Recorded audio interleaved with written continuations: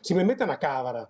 Il programma Viva Roma Capitale, voi capite che io faccio leggermente fatica a rimanere in una compagine. L'unico parole che oso è il Veneto, è il popolo veneto. Altri non ne ho mai avuti, figuriamoci se firmo cambiali in bianco, non le firmavo neanche una volta. Sui social, complice il Ferragosto, ha annunciato una pausa di riflessione Roberto Bulldog Marcato, che ospite della nostra prima edizione non esclude proprio nulla. All'orizzonte la scadenza delle regionali, nel presente un centrodestra quanto mai in difficoltà sia nella tattica che nella strategia.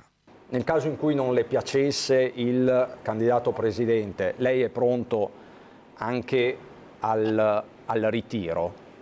Ma io sono pronto a fare un sacco di cose. Leghista rimarrò fino alla fine. Io ho avuto una tessera nella mia vita, è stata quella della Lega, e morirò leghista, insomma, ecco. Non morirò democristiano come molti altri. Il leghista si può fare anche in altre liste? Il leghista si può fare ovunque, ma stiamo scherzando. Cioè, il leghista è un sentire, il leghista è una condizione d'essere, lo puoi fare ovunque. Insomma, tutte le possibilità sono contemplate da mister Preferenza, di fatto l'uomo più votato in Lega dopo Zaia, amato dal popolo, meno forse dal partito. Nel direttivo regionale della Lega io ho certezza che ci sono, e anche fuori dal direttivo regionale, insomma, fra qualche dirigente c'è questa volontà di non candidarmi perché sono...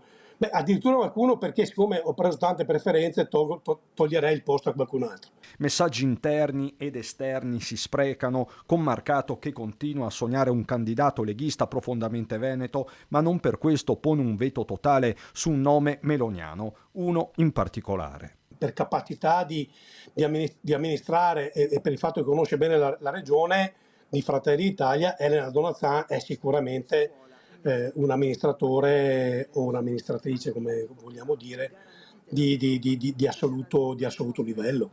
L'altro fronte riguarda la proposta di Giampaolo Gobbo, maturata nell'ultimo direttivo della Lega, di escludere dalla prossima corsa chi ha cambiato casacca nel corso della legislatura, richiesta indirizzata a tutti gli alleati. Nel mirino transfughi ed espulsi, tra questi Fabrizio Boron, oggi consigliere regionale in Forza Italia.